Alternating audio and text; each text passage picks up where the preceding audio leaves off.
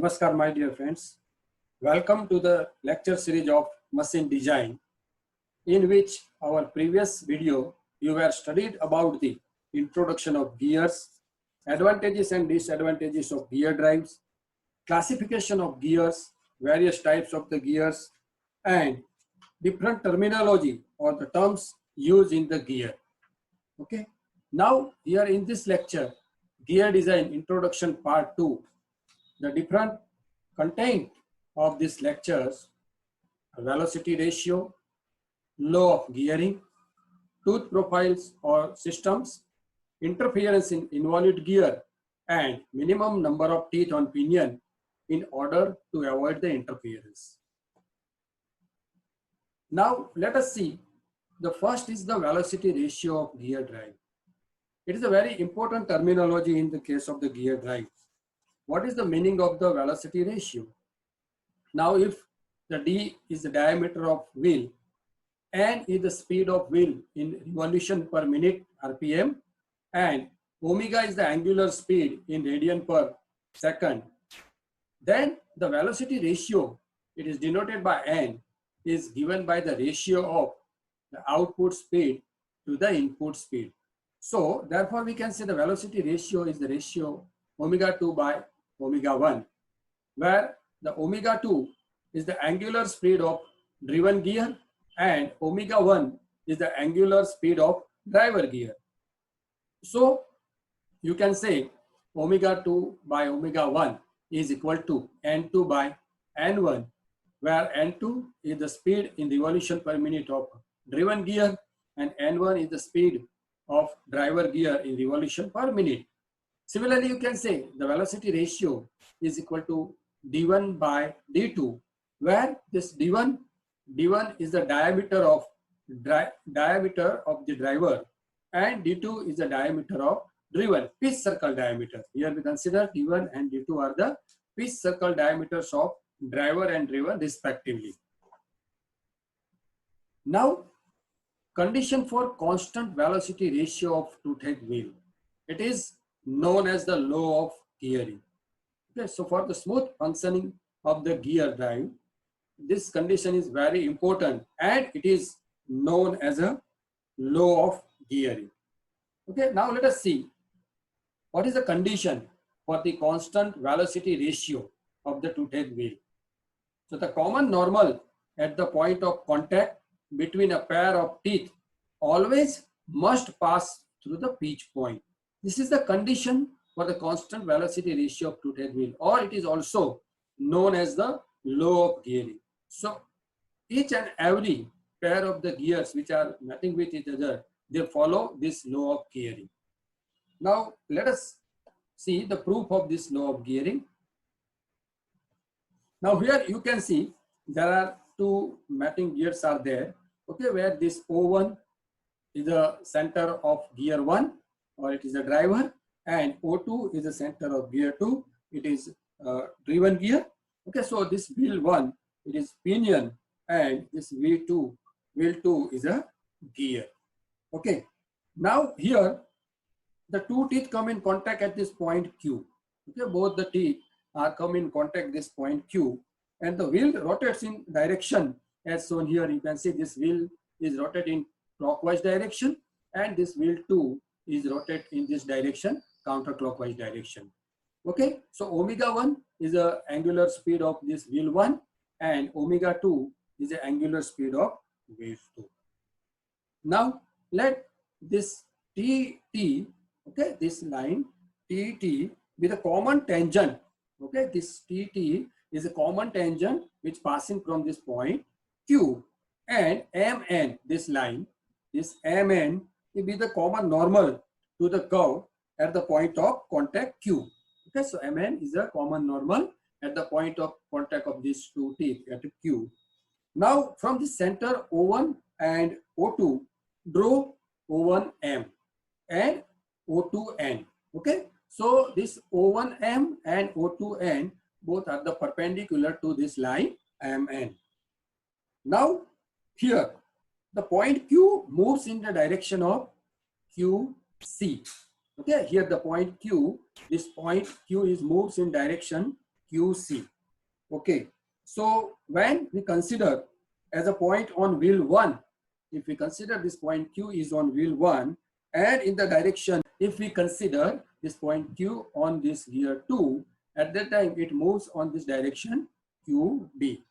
Okay, now let this V1 and V2 be the velocities of point Q.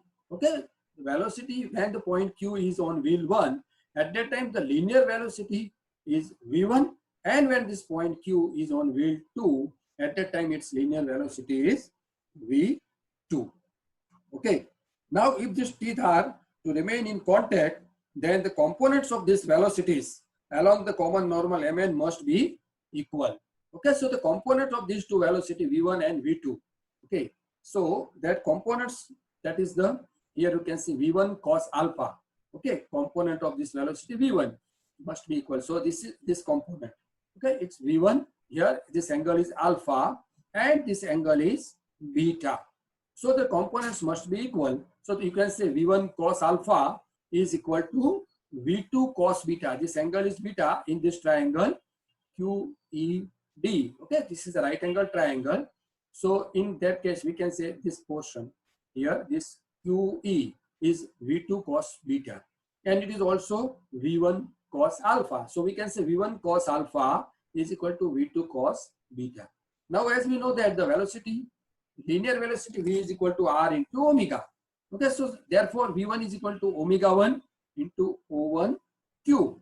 Okay, O1Q cos alpha, and V2 is equal to omega 2 into O2Q, here O2Q, right? Now cos alpha. So from this triangle, we can say from this triangle O1MQ, it is the right angle triangle in which this angle is alpha. So from that triangle, we can say cos alpha is equal to O1M by O1Q. Okay, so here put the value of cos alpha is O1M upon O1Q. Similarly, cos beta from this triangle O2 and Q. Okay, O2 and Q. From this triangle, we can say cos beta is equal to O2N upon O2Q. Right. So now here from this we can say omega 1 into O1M is equal to omega 2 into O2N. Okay. So now by simplifying this equation, we can say omega 1 upon omega 2 is equal to O2N by O1M. Now also from this similar triangle O1MP, this angle O1MP, P is the pitch point, and O2 and P, these two are the similar triangles. So from that we can say O2N by O1M is equal to O2P by O1P, equation 2. Now put the value of this here in this equation by, or we can say by combine these two, equation 1 and equation 2, you will get omega 1 upon omega 2 is equal to O2N by O1M is equal to O2P by O1P. Okay, so from that we see that the angular velocity ratio is inversely proportional to the ratio of distance of P from the centers.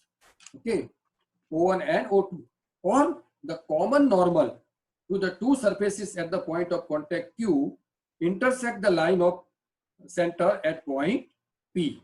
Okay, so which divides the center distance inversely as the ratio of angular velocity.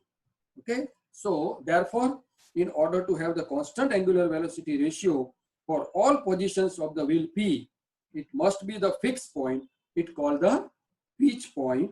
Okay, so for the two wheels.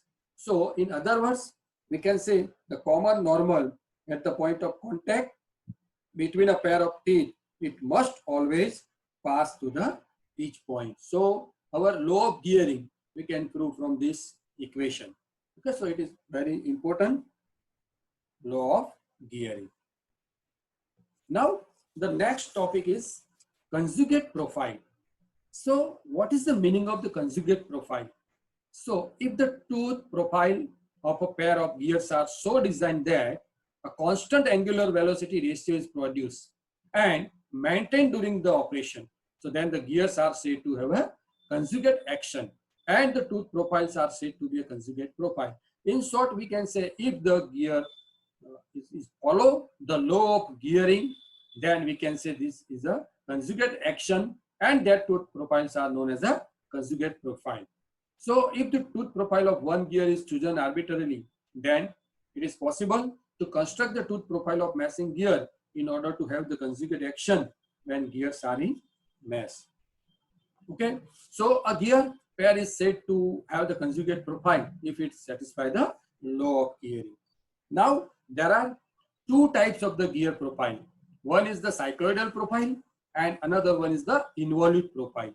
Now first of all, cycloidal profile. So what is the meaning of the cycloid? Cycloid is the curve traced by a point on the circumference of a circle which rolls without slipping on a fixed straight line.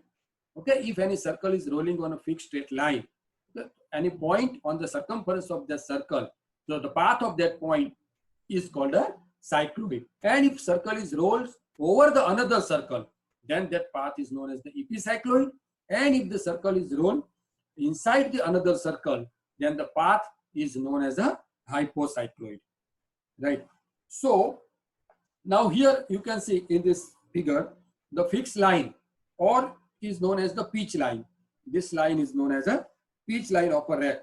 Okay. So now when the circle C, this circle C is rolls without slipping above the pitch line in the direction, okay, in this direction, counterclockwise direction, then this point P, okay, this point P on the circle traces the epicycloid, and that is PA. Okay, it tracks the epicycloid, that is PA. So this represents the face of the cycloidal tooth. This PA, it represents the face of the cycloid tooth. Now when the circle D, okay, circle D rolls without slipping below the pitch line, okay, this circle D below the pitch line, then the point P on this circle B, okay, on this circle D traces the hypocycloid, and this is PB. This PB is a hypocycloid. Okay, so which represent the flank of this cycloidal tooth. This PB, it represents the flank of the tooth. So this profile BPA, this profile BPA is one side of the cycloidal rack tooth. Okay, it is one side of the cycloidal tooth. Similarly, two curves, that P dash A dash and P dash B dash, they are forming opposite side, and by this way we can form the cycloidal profile. Okay, similarly here you can say here this is the pitch circle, and this circle C is rolling over this circle in this direction. So this is the face, and it is the epicycloid, and this portion is a hypocycloid. Okay, so by this way the cycloidal profile are produced, right? So here in this figure, this construction of two matching cycloidal teeth, you can see. Okay, so by this way here two teeth are matching, and the cycloidal profile teeth, okay, the pitch circle, right, of wheel 1, you can see, and this is the pitch circle of wheel 2. Okay, so by this way the cycloidal profile are constructed. Now involute. So what is the meaning of the involute? So an involute of circle is a plane curve generated by a point on a tangent which rolls on the circle without slipping, or by a point on a taut string which is unwrapped from a reel, right? So in short, you can say if you want to wound or unwound a string on a circle, at that time if we are keeping this string as tight, so the path of the end point of that string, it is known as the involute. So here you can see these different points are P1, P2 and P3, and if we draw the tangent from this point, okay, from P1, P2 and P3, okay, so you will find a involute curve, right? Now comparison of cycloidal and involute tooth. Okay, so in involute tooth gears, the profile is a single curvature, whereas in cycloidal tooth gears, the profile is a double curvature. You know that the epicycloid and hypocycloid. The pressure angle from start of engagement to teeth to the end of engagement remains constant, which result into the smooth running. Okay. Here in this case of the involute tooth profile, the pressure angle, it remains constant. So it gives the smooth running. In cycloidal tooth gear, the pressure angle from start to engagement of teeth to the end of engagement, it varies, which result into the less smooth running compared to this involute tooth profile. The center distance can be varied within limits without changing the velocity ratio. In case of the involute tooth profile, we can vary the center limit within the limit without changing the velocity ratio. Okay, and in case of the cycloidal tooth gears, the center distance is to be kept constant to keep the velocity ratio constant. Manufacturing is easy in case of the involute tooth gears compared to the cycloidal, okay, because it has the double curvature. So the manufacturing of the cycloidal tooth profile is quite difficult. Strength is less due to the radial flank. Here in case of the involute tooth, its flank is radial. Okay, so the area is less, therefore its strength is less. And here in cycloidal tooth gears, the strength is more due to the wider flank. Here in case of the involute, the most drawback, you can say, it have an interference problem. And in involute, it have an interference problem. And in case of the cycloidal tooth gear, it do not have an interference problem. Okay. So these are the different comparison of involute tooth gears and cycloidal tooth gears. It has more wear of tooth surface in involute, and cycloidal tooth, they have a less wear. Now the different standard tooth profiles or systems. Let us see. There are 4 basic standard tooth profile system. Here 14.5 degree composite system. Okay, so this is composite system is used for the general purpose gears, and it is stronger but has no interchangeability. Okay, the tooth profile of this system has cycloidal curve at the top and bottom, and okay, cycloidal curve at the top and bottom, and involute curve at the middle portion. Okay, so these teeth are produced by form milling cutters or holes, and this the tooth profile of this, it is a full depth involute system, right? So 14.5 degree composite system. Okay, then 14.5 degree full depth involute system, it made the straight line except for the filed arcs. Okay, and they are used, manufacturing of such profile is easy, but they have a interference problem. Then another one, next one is a 20 degree full depth involute system.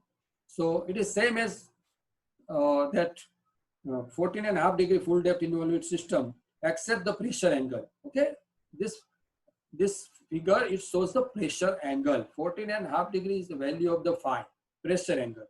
Here also the pressure angle is 14.5 degree. Now in this case, the pressure angle is 20 degree, and full depth involute means its profile is involute profile. So the increase of pressure angle results in stronger tooth, since the tooth acting as a beam is wider at the base. And interference problem if number of teeth is less in this case. Now the fourth one is a 20 degree stub involute system. So the problem of interference is minimized by removing the extra addendum of gear tooth. So the stub means in this case the addendum is less than its dedendum. Okay, so they are used in a heavy load machinery.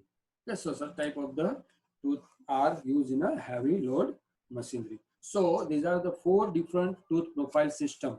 Okay, standard tooth profile system: 14.5 degree composite system, 14.5 degree full depth involute system, 20 degree full depth involute system, and 20 degree stub involute system. Now the next one is contact ratio. Contact ratio, that means the number of pairs of gear in contact. So the contact ratio, or the number of pairs of teeth in contact, is defined as the ratio of the length of arc of contact to the circular pitch. Okay, so you have studied in theory of machine the arc of contact, path of contact. Okay, so the contact ratio, mathematically, this contact ratio is given by length of arc of contact by PC is the circular pitch, where PC is given by pi into m, where m is the module. And this contact ratio is not a whole number. And the theoretical minimum value for the contact ratio is 1. Larger the contact ratio, more quietly the gears will operate. Now, most important phenomenon is the interference in involute gear. What is the meaning of the interference? So the phenomenon when the tip of tooth undercuts the root on its matting gear is known as interference. Okay. Now let us understand by using this figure. A pinion gearing with the wheel is shown here in this figure. Okay, this is the pinion. O1 is the center of the pinion and O2 is the center of the wheel. Now, as discussed earlier in law of gearing, this Mn is the common tangent to the base circles and KL is the path of contact. This KL is the path of contact between the two matting teeth. Okay. Now, if the radius of the addendum circle of pinion is increased to O1n. Okay, if the addendum circle of the pinion is increased to O1m. Okay, so this is the maximum addendum circle of the pinion. The point of contact L will move from L to N. Okay, so the point of contact, this L, it will move from L to N. Now, when this radius is further increased, so the point of contact L, it will be on the inside of base circle.